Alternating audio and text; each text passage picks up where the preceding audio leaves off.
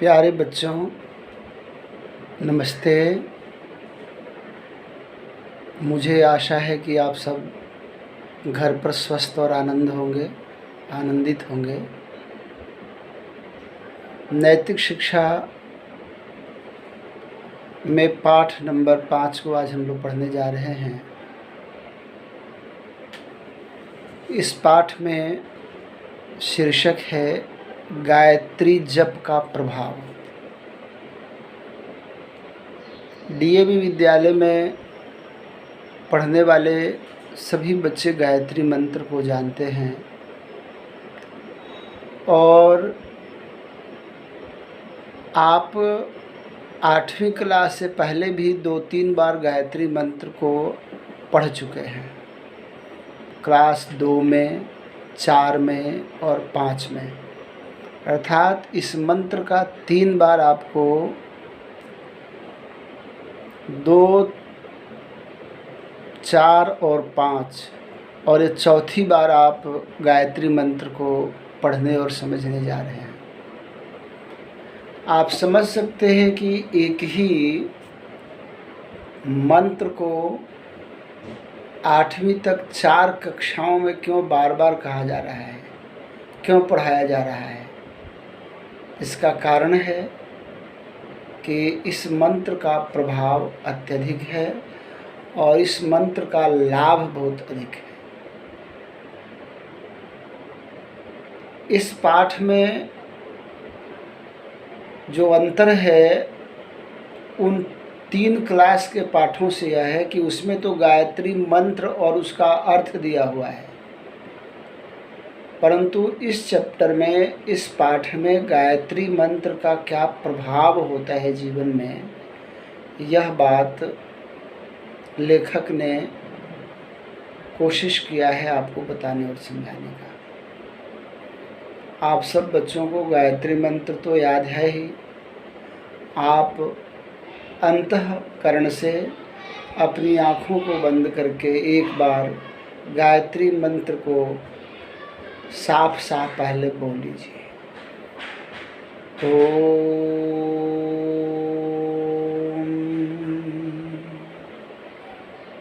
भूर्भुवस्वः तत्सवितुर्वरेण्यं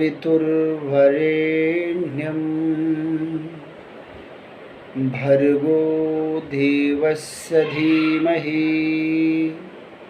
धियो यो नः प्रचोदयात्।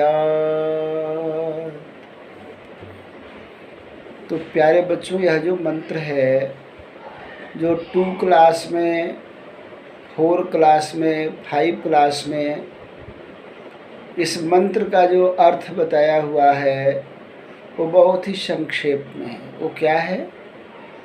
वो है, हे रक्षक, हे सर्वाधार, हे दुख विनाशक, हे सुखदाता प्रभु, आप स्वयं प्रकाशमान देव हैं। हम आपके वर्ण करने योग्य तेज को धारण करते हैं, जिससे हमारी बुद्धियों को सत प्रेरणा मिलती है। इसी बात को थोड़ा बहुत आगे पीछे करके कहा गया है, परंतु प्यारे बच्चों, यहाँ जो इस मंत्र का अर्थ बताया है,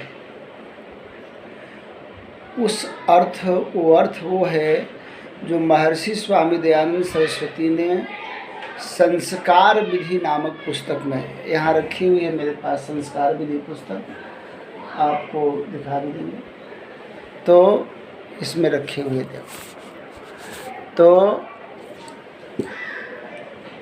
महर्षि स्वामी दयानंद ने इस मंत्र का विनियोग किया है जहाँ बच्चे का यज्ञोपवीत संस्कार हो रहा होता है। जनेऊ ऐसे पहनते हैं, द्विज कहलाने वाले लोग, ये व्रतबंध है, बड़ा पवित्र धागे होते हैं, मेरे पास भी है। तो ये देखो, ये पतला सा धागा होता है।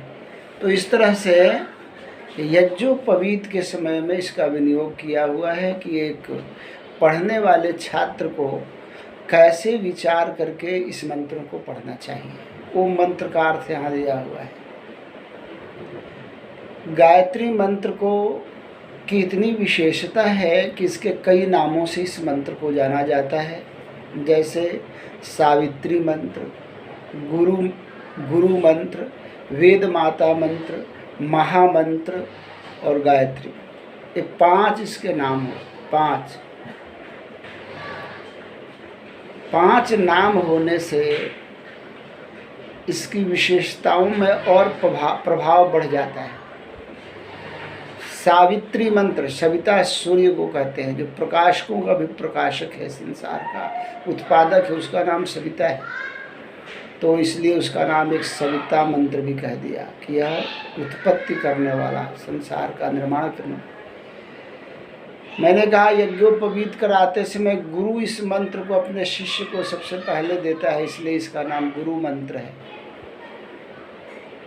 3 वेदों में इस मंत्र का विवरण आता है, इसलिए इसको वेद मंत्र भी कहा। सभी मंत्रों में महामंत्र है। यह महामंत्र क्यों है कि बाकी मंत्रों में भगवान से धन की प्रार्थना है, यश की प्रार्थना है, परंतु यह एक ऐसा मंत्र है गायत्री मंत्र जो इसमें भगवान से बुद्धि की प्रार्थना की गई है।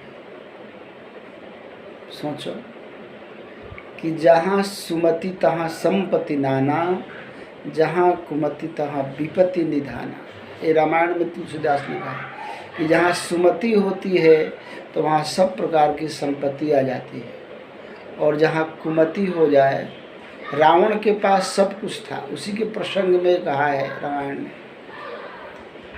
कोई उसके पास ज्ञान की कमी नहीं, धन की कमी नहीं, और कहते हैं पूरा जो लंका था सोना का ही था।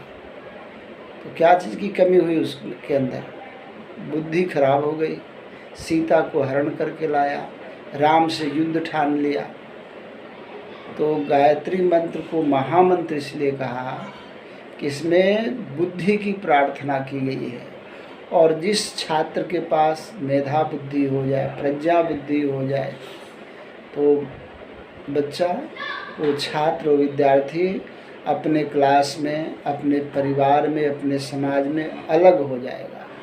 तो इसलिए इस गायत्री मंत्र का जहाँ अर्थ किया गया है, वहीं इसके अनेक विशेषणों से भी इसे विभूषित किया गया है। जैसे कहा कि यह गायत्री मंत्र पाप निवारणी है। पाप का तो निवारण होता नहीं है। पाप जो आदमी करता है उसका फल उसे भोगना पड़ता है, उसका निवारण है। परंतु इसको पाप निवारणी इसलिए कहा कि पाप करने की प्रवृत्ति को यह रहने ही नहीं देता। जो रोज़ भगवान से प्रार्थना करेगा कि हे प्रभु मेरी बुद्धि को सही रास्ते पर ले चलो, तो पाप भला कैसे कर सकता है? उसको दुख भी नहीं हो सकता। जिसके परमात्मा ने जिसकी बुद्धि सही रखी है उसको दुख कहाँ से? इसलिए इसको दुख हारिणी कहा गया है, और त्रिलोक तारिणी भी कहा गया है।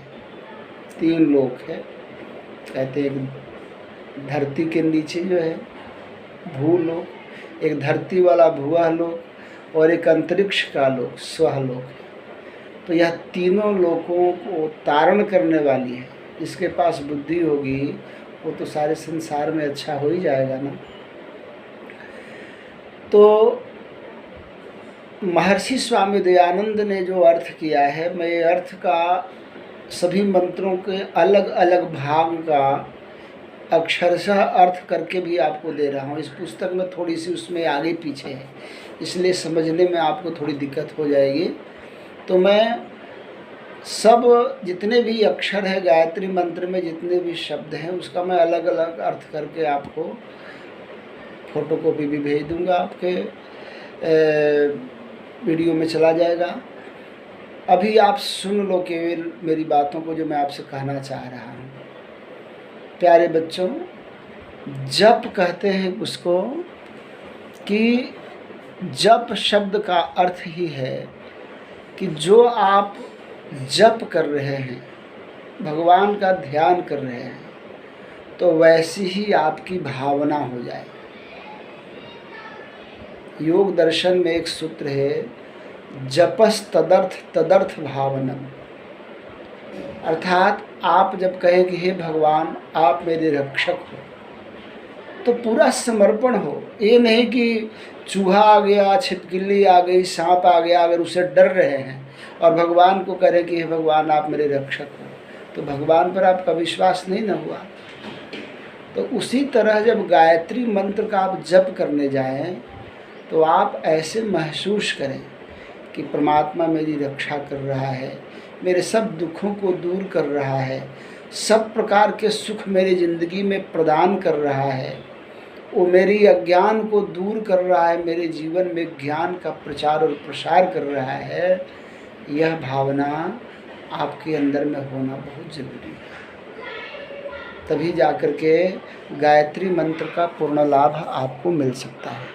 प्यारे विद्यार्थियों, गायत्री मंत्र तभी पूर्ण फलीभूत होता है जब गायत्री मंत्र का जप करने वाला व्यक्ति अपने चरित्र को भी, विचारों को भी, अपने जीवन को भी उसके अनुकूल बनाता है। जो उसमें बात कह रहा है, गायत्री मंत्र में जो भावना है, केवल गायत्री मंत्र का हम जप करते जाएं और माला पर माला गिनते जाएं, कितना माला हो गया, इतना माला हो गया, कोई फ़ायदा नहीं। माला से जप नहीं करना, जप करना है भावना से। जब गायत्री मंत्र का जप करें तो उसमें जो भाव है, जो अर्थ है, उसको साथ साथ बोलें। साथ साथ जपने से, अर्थ सहित जपने से उस मंत्र का ज़्यादा लाभ है। गायत्री मंत्र में सविता शब्द का प्रयोग है और प्रश्नोत्तर में भी आया है। सविता शक्ति द्वारा कैसे हमारे अंदर प्रेरणा जगती है, वो बातें भी इसमें कही गई हैं। जिस प्रकार परमात्मा अपनी सविता शक्ति द्वारा समस्त प्राणियों को, सृष्टि को रच देता है, उसी प्रकार सविता नाम से पुकारने वाला परमात्मा का साधक जो साधना करता है, वह भी अपने अंदर ऐसी प्रेरणा को भर लेता है कि अपनी सारी निद्रा को, अज्ञान को दूर हटा करके परमात्मा के व्यापकता में समा जाता है। इस तरह की भावना अंदर में रखनी है। गायत्री मंत्र का जप सुबह स्नान करने के बाद करना ज़्यादा उचित है, या रात्रि में सोने से पूर्व, जब आप सोने के लिए जाते हैं, मन को एकाग्र और शांत करके 11 बार 21 बार गायत्री मंत्र का अर्थ सहित जप करें तो बहुत लाभ होगा। इसका जप शांत और एकांत स्थान पर होना चाहिए। ये नहीं कि चलते फिरते रह रहे हैं जब भी कर रहे हैं। स्वामी दयानंद जी के जो गुरु थे, वो आप पढ़ चुके हैं कि वो, उनको आँखें नहीं थी। किसी संत ने उन्हें बताया कि आप गायत्री मंत्र का जप करिए, और इसके लिए वो अपने घर छोड़ कर के हरिद्वार चले गए। वहाँ कठोर तप किया उन्होंने, शरीर को तपाया, और गायत्री मंत्र के प्रभाव से उनकी अंतरात्मा की आँखें खुल गई, और एक बार जो चीज़ें वो याद करते थे, एक बार जो बातों को अपने कानों से ध्यान से सुन लेते थे, वो सब के सब उनको याद हो जाते थे। और इसी प्रकार उन्होंने संपूर्ण जो व्याकरण का सूत्रात्मक ग्रंथ है पाणिनि, और फिर उसका विस्तृत ग्रंथ महाभाष्य है, वो सब कुछ उनको कंठस्थ हो गया था। किसको? स्वामी विरजानंद जी को। और उन्होंने ही महर्षि स्वामी दयानंद को व्याकरण, ज्योतिष शास्त्र, वेद, उपनिषद, ये सब कुछ उन्होंने फिर स्वामी दयानंद को पढ़ाया था। तो इस प्रकार महात्मा गांधी जी ने अपने एक लेख में लिखा है कि शांत चित्त से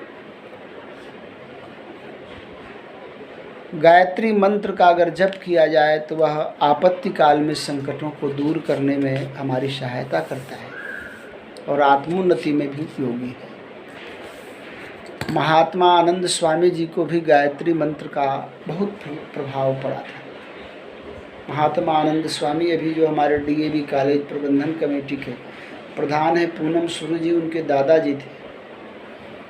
आर्य समाज के बहुत बड़े यति सन्यासी थे। बचपन में वो पढ़ने में अच्छे नहीं थे। उनके घर पर एक साधु आए, संत आए, स्वामी नित्यानंद जी, बहुत पुरानी बात है।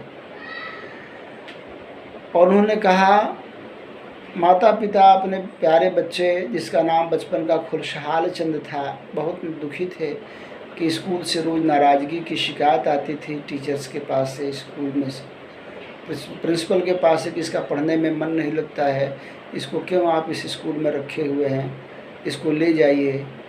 वो भी बहुत दुखी और अप्रसन्न रहते थे।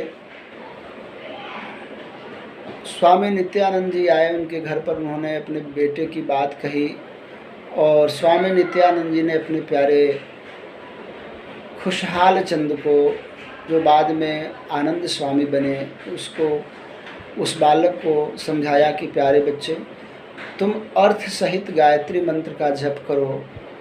और उन्होंने अगले ही दिन से गायत्री मंत्र का अर्थ सहित जप शुरू कर दिया और कुछ ही दिन में उनकी बुद्धि निखरने लगी। वो कक्षा में प्रथम आने लगे। विद्यालय से जो शिकायत के पत्र आते थे माँ बाप के पास, वो प्रशंसा के पत्र आने लगे। और वो बहुत महान लेखक, उन्होंने सैकड़ों पुस्तकें लिखी हैं और वेद के ऊपर पूरे विश्व में सभी देशों में उनका कथा हुआ है। बहुत अच्छे कथाकार थे। उनकी पुस्तकें हमारे भी इस लाइब्रेरी में दर्जनों में हैं। 2 रास्ते, कल्याण मार्ग के पथिक, महामंत्र, 1 रास्ते, ये बहुत उनकी पुस्तकें हैं जो बहुत ही प्रेरणादायक है। आप बड़े होकर के अवश्य पढ़िएगा। प्यारे बच्चे, इसका पाठ का मैं प्रश्नोत्तर तो मैं भेज दे रहा हूँ आपके पास। उसके अलावा भी आपको कुछ काम दिया है जो काम आपको करना है, और वो यह है काम आपको होमवर्क में कि गायत्री मंत्र को 5 बार लिखें। क्यों लिखें? कि जिससे आप गायत्री मंत्र को लिखते हैं उसमें बहुत गड़बड़ी रह जाती है, अशुद्ध रह जाता है। तो बार बार उसको अगर आप लिखेंगे तो उसकी अशुद्धता दूर हो जाएगी। तो आप उसको लिखें और उसके अर्थ भी लिखें।